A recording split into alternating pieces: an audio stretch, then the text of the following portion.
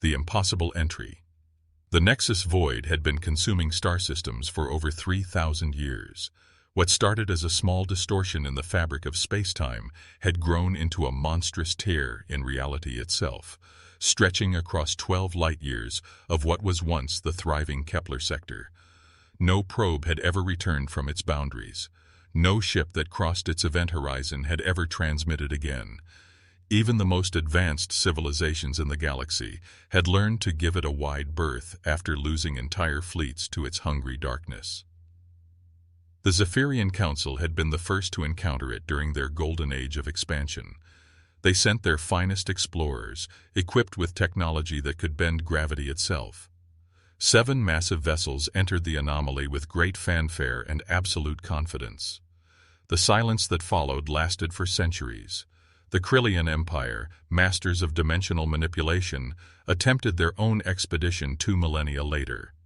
50 of their reality-shifting dreadnoughts vanished without even a distress signal. The machine consciousness known as the Collective tried next, sending thousands of networked probes designed to share information instantaneously across quantum channels. Even their hive mind lost connection the moment their scouts crossed the threshold. By the time humanity discovered the void, it had become the galaxy's greatest mystery and most feared landmark. The Galactic Navigation Authority had classified it as a Class 0 hazard, meaning absolutely no approach was permitted under any circumstances. Trade routes curved around it in massive arcs, adding months to interstellar journeys rather than risk getting too close. Entire species had developed cultural taboos around even discussing it. The void had become the galaxy's ultimate forbidden zone. Captain Maya Chen of the Earth research vessel Breakthrough had spent 2 years studying the anomaly from what the Navigation Authority considered a safe distance of 5 light-years. Her crew of 12 represented the best xenobiologists, quantum physicists, and space explorers that humanity could offer. Unlike the massive expeditions that previous civilizations had launched, the Breakthrough was deliberately small and nimble. Human philosophy had always favored adaptation over overwhelming force, and Chen believed that approach might be exactly what the void required. Dr. Alex Kovac, the ship's chief scientist, had been monitoring the anomaly's energy patterns for months. Where other species saw chaotic destruction, he noticed subtle rhythms and cycles. The void wasn't randomly consuming everything around it. There were patterns, almost like breathing, that suggested something was regulating the process from within. His theories were considered radical even by human standards, but Chen trusted his judgment completely. The day everything changed began like any other. The Breakthrough was conducting routine spectral analysis when Chen received an encrypted message from Earth Command. The content was brief but shocking. Long-range sensors had detected massive fleet movements from 3 different galactic powers, all heading toward their sector. The Zephyrian Council, the Krillian Empire, and even the typically isolated Collective were mobilizing unprecedented forces. Intelligence suggested they were preparing for some kind of joint operation involving the void. Chen called an emergency meeting with her senior staff. The ship's small conference room felt cramped as 7 humans gathered around the holographic display showing fleet positions throughout the sector. Ambassador Veltar of the Zephyrian Council appeared via quantum communication link, his translucent blue form shimmering with obvious agitation. "Captain Chen," Veltar began without preamble, "your species must withdraw from this sector immediately. What we are about to attempt cannot risk contamination by primitive interference." The insult was casual, almost reflexive. Most galactic civilizations still considered humanity to be barely out of their technological infancy. "With respect, Ambassador," Chen replied calmly, "we have every right to conduct scientific research in neutral space. What exactly are you planning that requires such a massive military presence?" High Inquisitor Mordak of the Krillian Empire materialized beside Veltar, his crystalline form pulsing with aggressive red energy. "The void has begun expanding again. Our calculations indicate it will consume the nearby Helix Nebula within 50 standard years. This threat must be contained before it reaches populated systems." The collective's voice joined the conversation, speaking through the ship's communication array in its characteristic harmonic tones. Analysis indicates coordinated assault has 12.7% probability of success. Previous attempts by individual civilizations achieved 0% success rate. Combined technological superiority increases survival probability marginally. Chen exchanged glances with her crew. 12% seemed like terrible odds to launch the largest military operation in galactic history. Dr. Kovac leaned forward, his eyes bright with sudden understanding. "You're planning to attack it," he said quietly. "All three of your civilizations are going to try to destroy the void." "The decision is final," Veltar stated firmly. "Evacuation protocols are already in effect. You have 72 hours to clear the sector before the operation begins." After the communication ended, Chen's crew sat in stunned silence. The idea of attacking the void seemed not just dangerous, but fundamentally wrong. Everything they had observed. It suggested that the anomaly was far more complex than a simple spatial distortion. Dr. Kovac pulled up his latest research data, showing the patterns he had discovered in the void's behavior. "Look at these energy fluctuations," he said, highlighting specific wavelengths on the display. "They're not random. There's a mathematical sequence here, almost like a countdown or a cycle. What if the void isn't trying to destroy everything? What if it's trying to communicate?" Lieutenant Sarah Park, the ship's communications officer, studied the data carefully. "These patterns, they remind me of something. The frequency modulations look almost like the linguistic structures we use for first contact protocols. But they're incredibly complex, layered in dimensions we can barely perceive." Chen made her decision with characteristic human determination. "We're not evacuating," she announced. "If three of the galaxy's most advanced civilizations are about to make what might be a catastrophic mistake, somebody needs to find out what's really happening inside that anomaly." The crew erupted in discussion. Navigator Tom Rodriguez pointed out that approaching the void would violate every safety protocol in the book. Engineer Lisa Wong worried about the ship's systems failing under the reality warping effects they had observed from a distance. Dr. Kovac argued that they might be humanity's only chance to solve the greatest mystery in galactic history. Chen listened to all their concerns, then spoke with the quiet authority that had made her one of Earth's most respected explorers. "I'm not ordering anyone to come with me. This mission just became entirely voluntary. Anyone who wants to transfer to one of the evacuation ships can do so with my full blessing and no questions asked." Not one member of her crew moved toward the door. 18 hours later, the breakthrough began its approach to the Nexus void. The alien fleets were still positioning themselves for their coordinated assault, completely unaware that a small human ship was already moving toward their target. Chen had deliberately avoided all communication channels, knowing that any of the three civilizations would try to stop them if they discovered the plan. As they drew closer to the anomaly's boundary, the ship's instruments began registering impossible readings. Space-time itself seemed to flow like liquid around them. The stars outside shifted colors and positions in ways that hurt to look at directly. Dr. Kovac worked frantically to calibrate their sensors for conditions that violated known physics. "Captain," he called out suddenly, "I'm detecting something extraordinary. The energy patterns aren't chaotic at all. They're incredibly organized, but using principles we've never encountered. It's as if the void is running some kind of massive computational process." Lieutenant Park looked up from her communications station with wide eyes. "Captain, I'm picking up signals from inside the anomaly. They're faint, but they're definitely artificial. Someone or something is transmitting from within the void." The implications hit everyone simultaneously.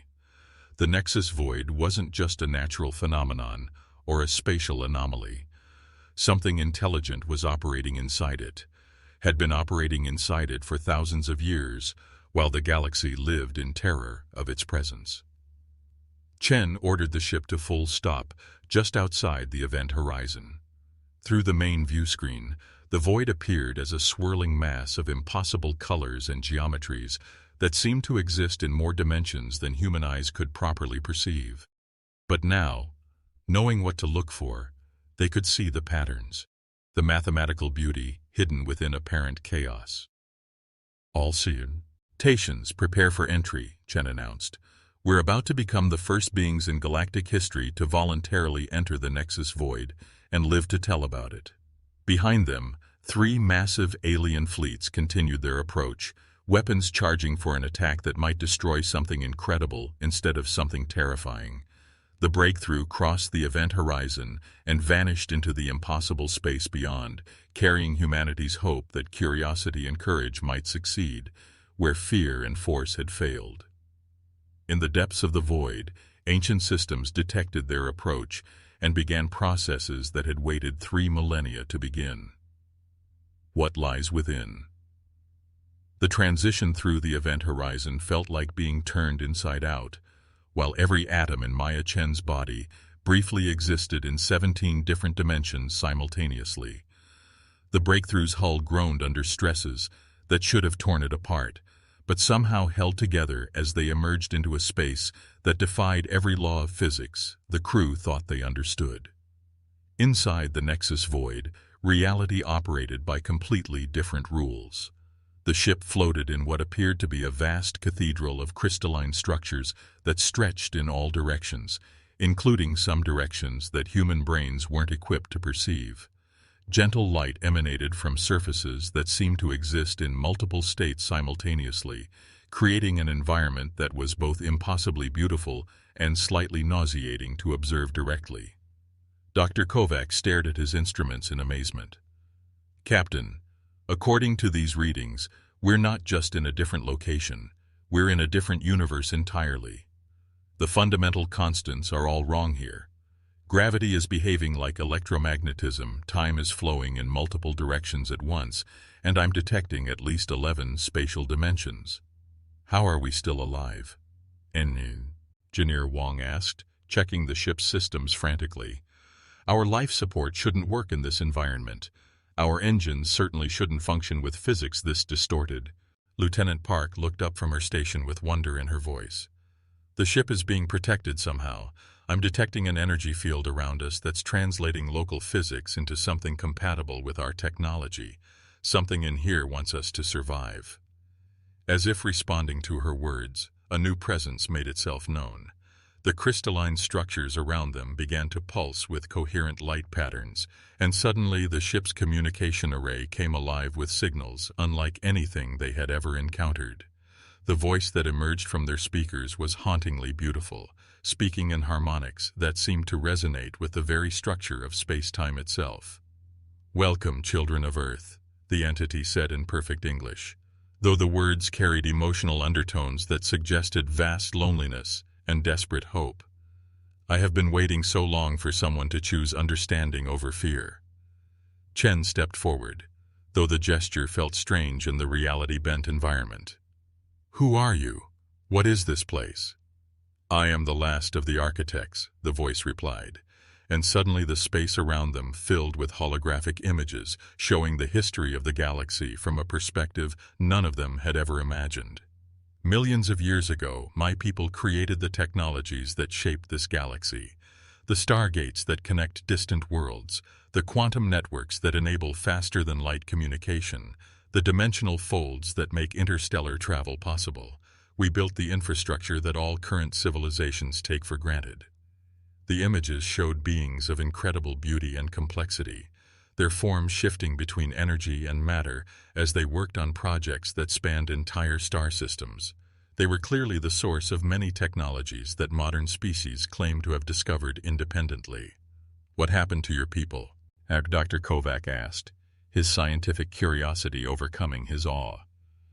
"We transcended," the architect replied with infinite sadness. "One by one, my people chose to move beyond physical existence, to merge with the fundamental forces of reality itself. They believed it was the next step in evolution, the ultimate achievement of consciousness. I was the only one who refused." The holographic display showed the last architect alone among vast, empty cities, surrounded by the incredible technologies her people had abandoned. "I could not bear to leave behind everything we had built, all the younger species we had helped to grow.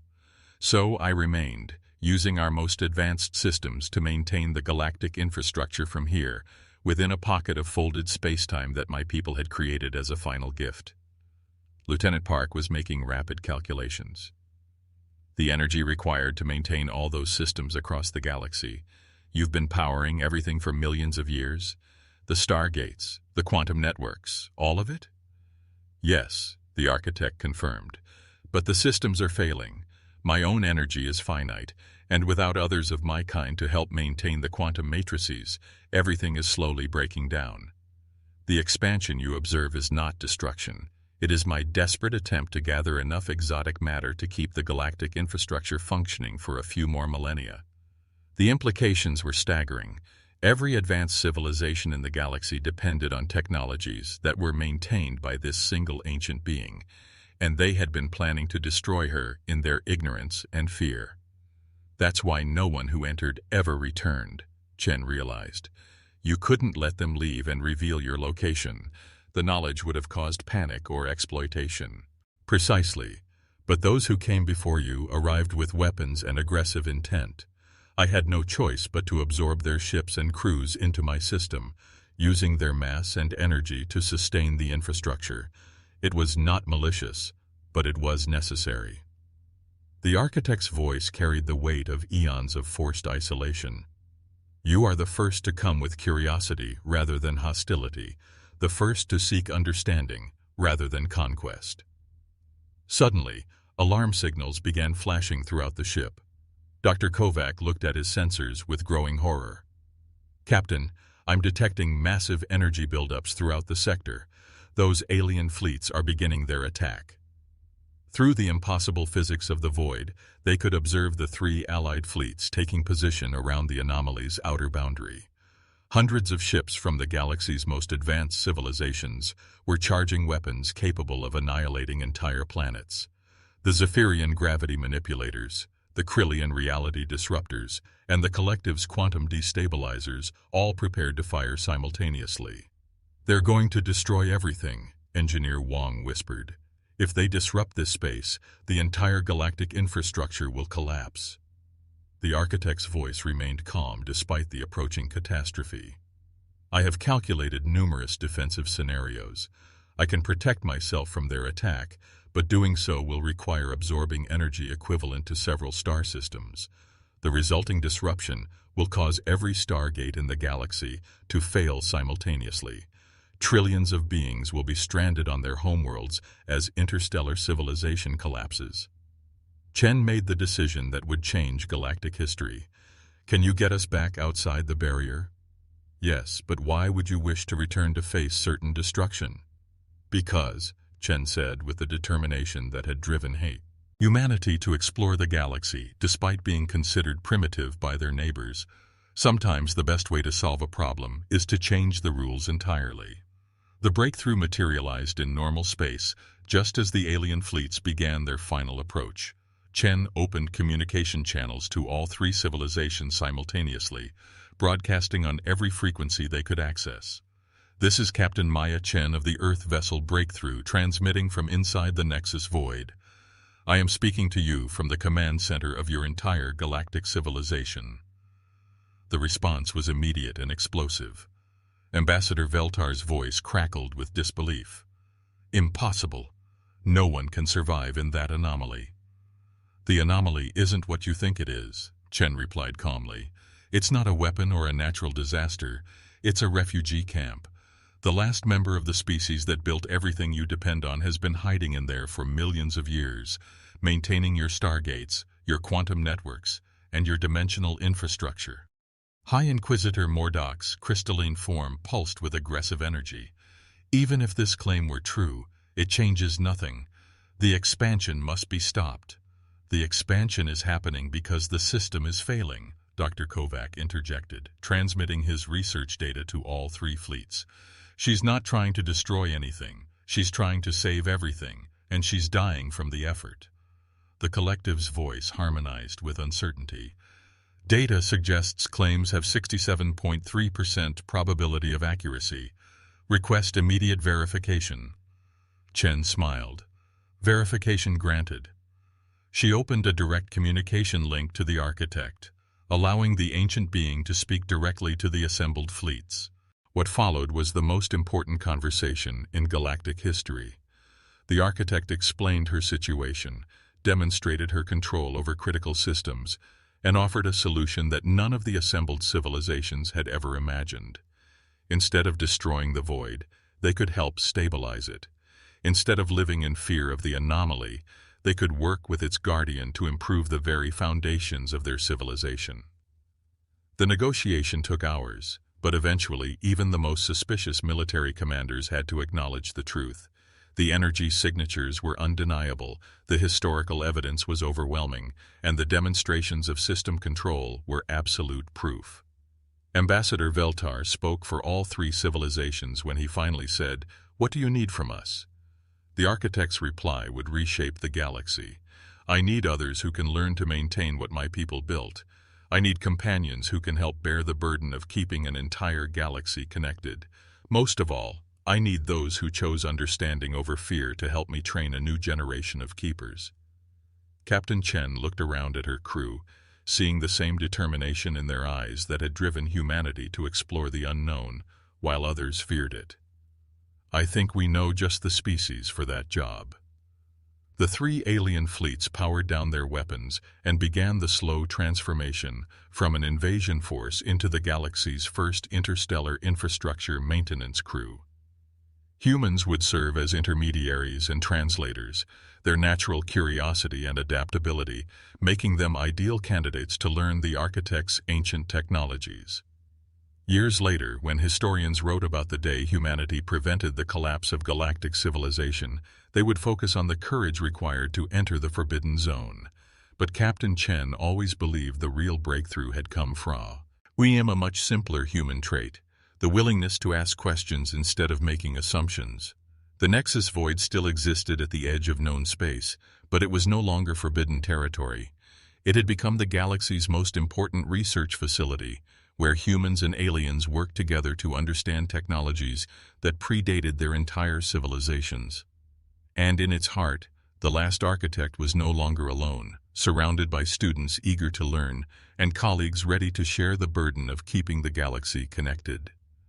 The Forbidden Zone had become a beacon of hope, all because humanity had chosen curiosity over fear.